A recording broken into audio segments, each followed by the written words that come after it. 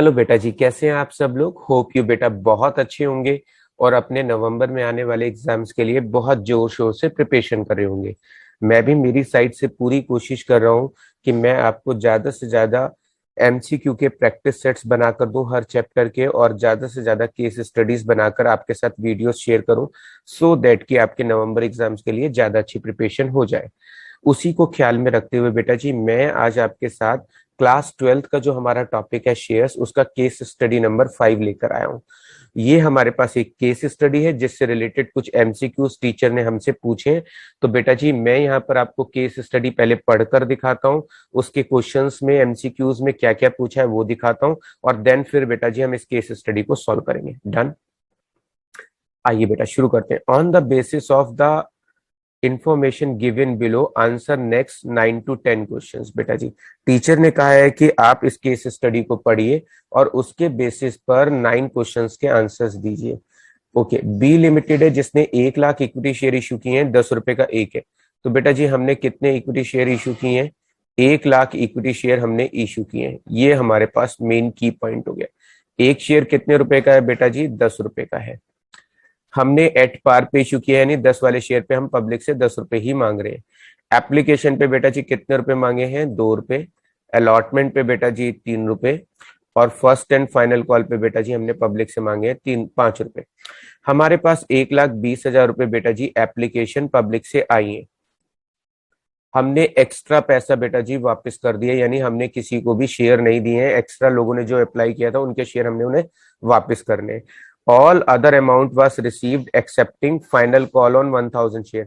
Final call पर 1,000 shares पर हमें पैसा नहीं मिला है।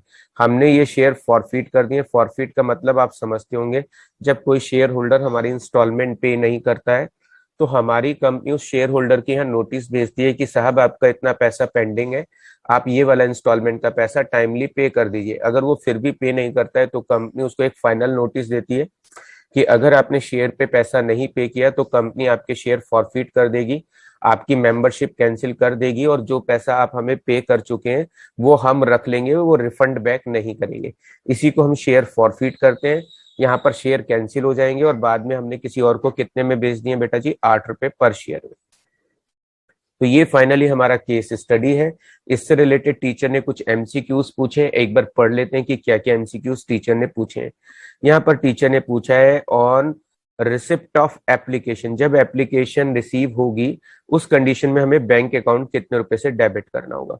दूसरे सवाल में पूछा है amount to be refunded on allotment, यानी जो एक्स्ट्रा एप्लीकेशन का पैसा होता है वो हम वापस कर देते हैं जब हम लोगों को शेयर अलॉट करते हैं। तो हमने कितना पैसा एक्स्ट्रा एप्लीकेशन का वापस किया है, टीचर वो पूछ रहा है।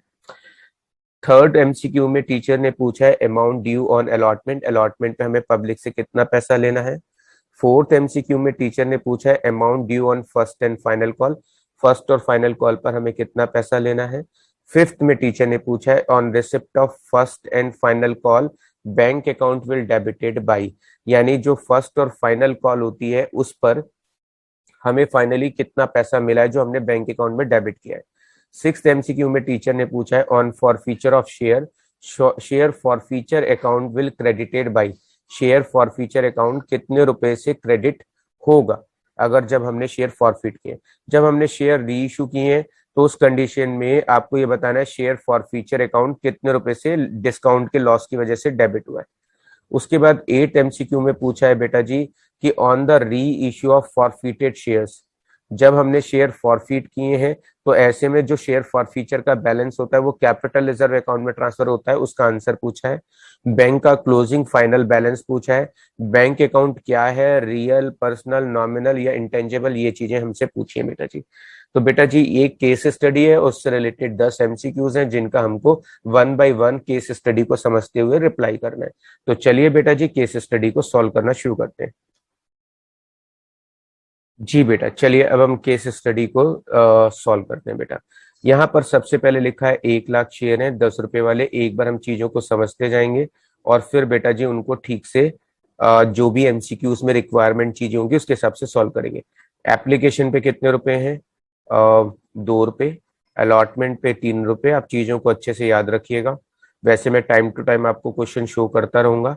एप्लीकेशन बेटा जी 1,20,000 आई है, और सारा पैसा जो भी एक्स्ट्रा है वो हमने वापस कर दिया है। फाइनल कॉल जो है वो हमारी 5 रुपए की है, और फाइनल कॉल पे बेटा जी पब्लिक से हमें एक बंदे से हमें 1,000 शेयर पे फाइनल कॉल का पैसा नहीं मिला है। इसके अलावा हमने शेयर 8 रुपए में रीइश्यू कर दिए। ये बेटा जी इन्फॉर्मेशन है। सबसे पहला एमसीक्यू बेटा जी देखते हैं। टीचर ने पूछा एप्लीकेशन मनी बताइए जब हमें रिसीव हुई।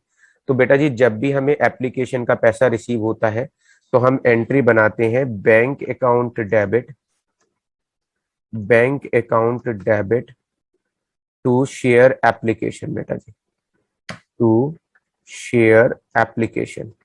डन, ये हम एंट्री बनाते हैं बेटा जी। मैंने सब जगह शॉर्ट फॉर्म यूज किया आपको समझाने के लिए। तो बेटा जी ये मेरी एंट्री है। तो बेटा जी मेरे पास कितनी एप्लीकेशन मनी आई है? मेरे पास 1,20,000 तो एप्लीकेशन आई है, और हर एप्लीकेशन के साथ बेटा जी पब्लिक से कितने रुपए आए होंगे? 2 रुपए आए होंगे। तो इसका मतलब बेटा जी मुझे एप्लीकेशन पे कितने पैसे मिले होंगे? 2,40,000 रुपए। तो बेटा जी यहाँ पर 1,20,000 एप्लीकेशन मिली है, हर एप्लीकेशन के साथ पब्लिक से 2 रुपए आए, तो यानी मुझे टोटल कितना पैसा मिला है? 2,40,000 रुपए मिले। तो यहाँ पर बेटा जी मैं आंसर टिक करूंगा बी, यानी कि एप्लीकेशन पे मुझे 2,40,000 मिले हैं जो मैंने बैंक अकाउंट में डेबिट किए होंगे। आइएगा बेटा जी नेक्स्ट एमसीक्यू पे आते हैं। आपको समझाने के लिए क्वेश्चन यहाँ मैंने साइड में रख लिया है, सो दैट कि अगर आप ऐसा ना हो कि आप क्वेश्चन भूल जाए। यहाँ पर लिखा है कि हमें एप्लीकेशन के टाइम पर जब हम शेयर अलॉट करेंगे तो जो भी एक्सेस एप्लीकेशन मनी आएगी वो हम वापस कर देंगे, क्योंकि हमने शेयर तो दिए नहीं है। शेयर हमारे पास 1,00,000 है। आप देख लो मेरे पास शेयर कितने हैं? 1,00,000। मेरे पास एप्लीकेशन कितनी आई थी? 1,20,000।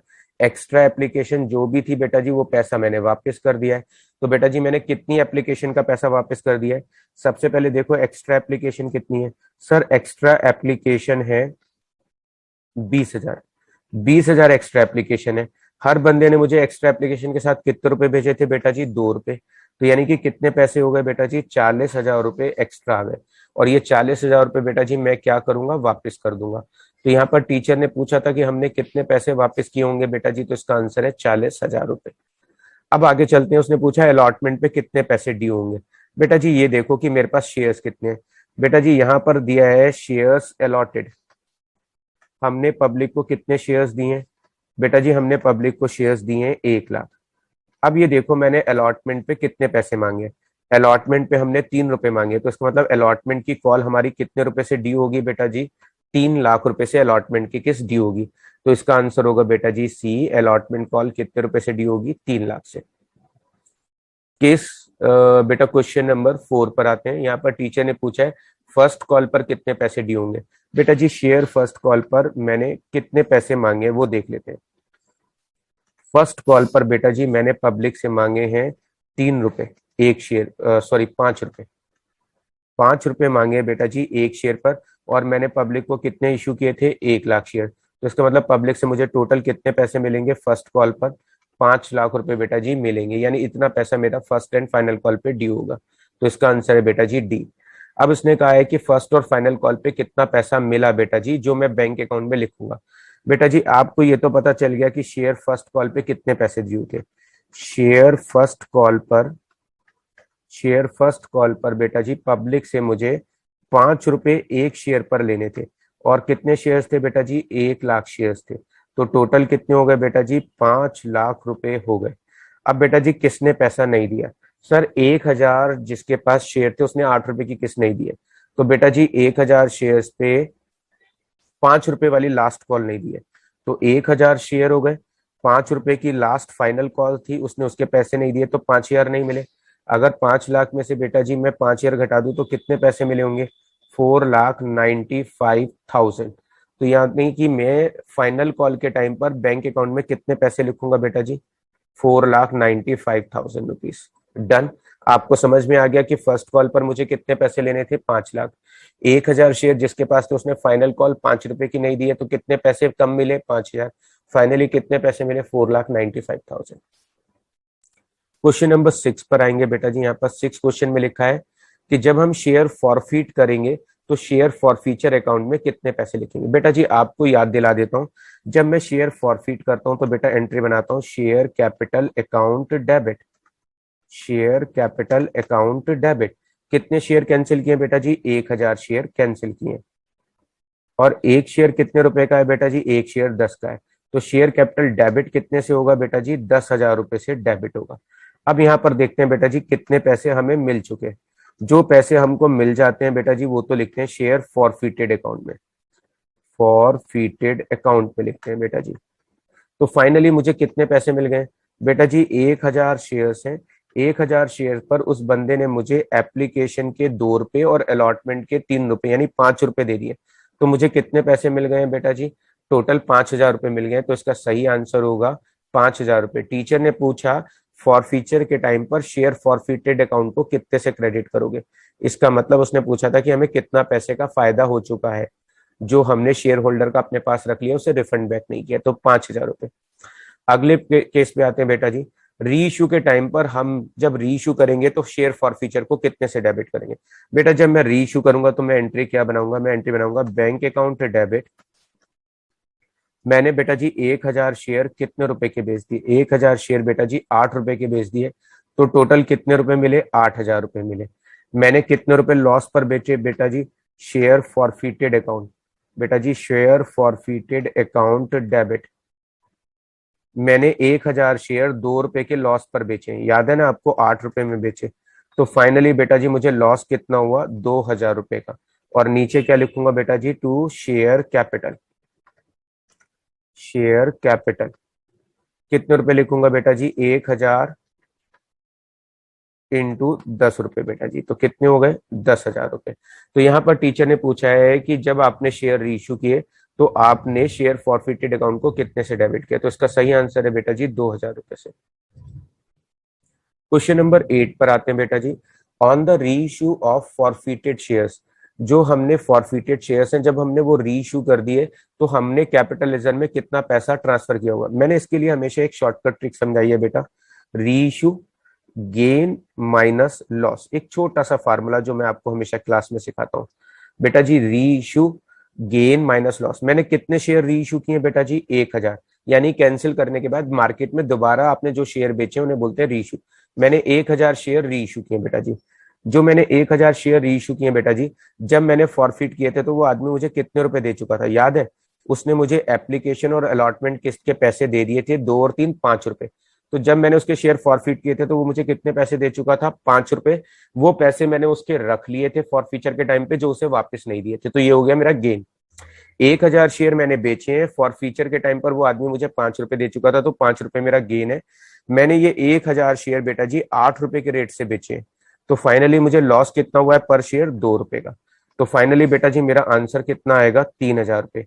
तो जो भी शेयर फॉरफिट करके री इशू करने पे प्रॉफिट हुआ है बेटा, उसे कैपिटलिज्म में ट्रांसफर करते हैं। इसका आंसर है बेटा जी 3,000 रुपए। उसने पूछा है फाइनली बैंक अकाउंट में कितने पैसे डालोगे, आप ये बताना है। ये थोड़ा सा इंपॉर्टेंट सवाल है, थोड़ा सा टफ है, याद रखना है बेटा जी। करके दिखाता हूं। शेयर एप्लीकेशन पे कितने पैसे मिले थे बेटा जी, याद करिए। शेयर एप्लीकेशन पे कितने पैसे मिले थे सर, 1,20,000 एप्लीकेशन आई थी इंटू 2 रुपए, 2,40,000 रुपए बेटा जी आए थे। डन बेटा जी, ये एप्लीकेशन पे पैसे आए थे। और बेटा जी मैंने शेयर एप्लीकेशन के कुछ पैसे वापस भी कर दिए थे, याद करो। शेयर एप्लीकेशन पे कितने पैसे वापस कर दिए थे, शेयर एप्लीकेशन रिटर्न, रिटर्न याद है आपको। मैंने 20,000 एप्लीकेशन के पैसे वापस कर दिए थे, 20,000 इंटू बेटा जी 2 रुपए, यानी 40,000 रुपए बेटा जी मैंने पब्लिक के वापस कर दिए थे। ये पैसा मैंने लास्ट में इसलिए लिखा है कि ये मैंने वापस कर दिया था। अब देखेंगे बेटा जी शेयर अलॉटमेंट पे कितने पैसे मिले थे। अब आप हिसाब लगाओ कि मेरे पास कितने शेयर्स थे। सर मेरे पास शेयर्स थे 1,00,000। ओके बेटा जी, 1,00,000 शेयर पे मुझे अलॉटमेंट की किस्त पे कितने पैसे लेने थे, 3 रुपए। तो यानी मेरे को कितने पैसे लेने थे पब्लिक से, 3,00,000 रुपए। डन। अलॉटमेंट पे सबने पैसा दिया था। फर्स्ट कॉल की बारी करते हैं बेटा जी। शेयर फर्स्ट कॉल की बात कर लेते हैं बेटा जी। फर्स्ट कॉल पे बेटा जी टोटल 1,00,000 शेयर्स थे। फाइनल कॉल बेटा जी 5 रुपए की थी, याद आया आपको, 5 रुपए की थी। और जिसके पास 1,000 शेयर्स थे बेटा जी, 1,000 शेयर्स थे, उसने मुझे लास्ट के 5 रुपए की किस्त नहीं दी थी। ये भी आपको याद रखना है। डन बेटा जी। तो 1,00,000 इंटू 5, 5,00,000 रुपए आपको मिलने थे। 5,000 रुपए फाइनल कॉल के टाइम पर नहीं मिले थे, तो कितने पैसे मिले थे, 4,95,000। डन बेटा जी, ये पैसे मुझे मिल गए थे। आगे चलते हैं बेटा जी, यहाँ पर लिखेंगे जब मैंने शेयर री इशू किए थे, क्या किए थे, शेयर री इशू किए थे। तो बेटा जी जब शेयर री इशू किए तो मुझे कितने पैसे मिले होंगे, शेयर री इशू करूंगा तो बेटा जी बैंक करके मेरे को 1,000 शेयर बेचने से कितने पैसे मिले, इंटू 8।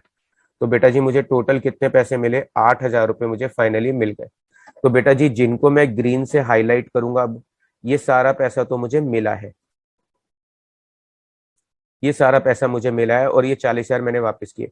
2,40,000 में से 40 घटा देता हूँ तो 2,00,000, 5,00,000, 9,95,000, 9,95,000, सॉरी 9,95,000 और 8 जोड़ेंगे 10,03,000।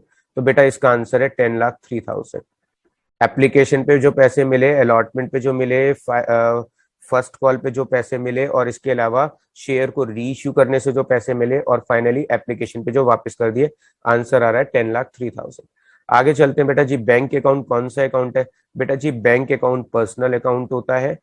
डन। बैंक एक ऑर्गेनाइजेशन होती है जिसमें मेरा पैसा जमा है, इन फ्यूचर मुझे बैंक से पैसा लेना है तो बैंक को हम एक इंडिविजुअल पर्सन की तरह ट्रीट करते हैं। आपको पता है कि पर्सनल में एक नेचुरल पर्सन होते हैं, एक रिप्रेजेंटेटिव पर्सनल होते हैं और एक आर्टिफिशियल पर्सनल अकाउंट होते हैं। तो बैंक एक आर्टिफिशियल पर्सनल अकाउंट होता है। डन। तो इसका सही आंसर है बेटा बी। तो बेटा जी ये था आज का केस स्टडी, जिसमें मैंने आपको एक न्यूमेरिकल केस स्टडी सॉल्व करके दिखाया है, सो दैट कि आप छोटे छोटे केस स्टडीज को कैसे सॉल्व कर पाए एग्जाम में। उस तरह के क्वेश्चंस की मैं प्रैक्टिस कराऊंगा। इस तरह की मैंने कई सारी वीडियोस बेटा जी फ्यूचर के लिए बनाने के लिए तैयारी करके रखी है, जो मैं आपको इन फ्यूचर आपके साथ शेयर करूंगा। अगर बेटा ये वीडियो आपको यूजफुल लगा है और आप इस तरह के और यूजफुल वीडियोस को देखना चाहते हैं तो चैनल को सब्सक्राइब करिएगा, और अगर वीडियो अच्छा लगा हो तो अपने फ्रेंड्स के साथ शेयर करिएगा। अगर बेटा आपको ये वीडियो अच्छा लगा है तो प्लीज सब्सक्राइब द चैनल और इस वीडियो को अपने फ्रेंड्स के साथ ज्यादा से ज्यादा शेयर करें।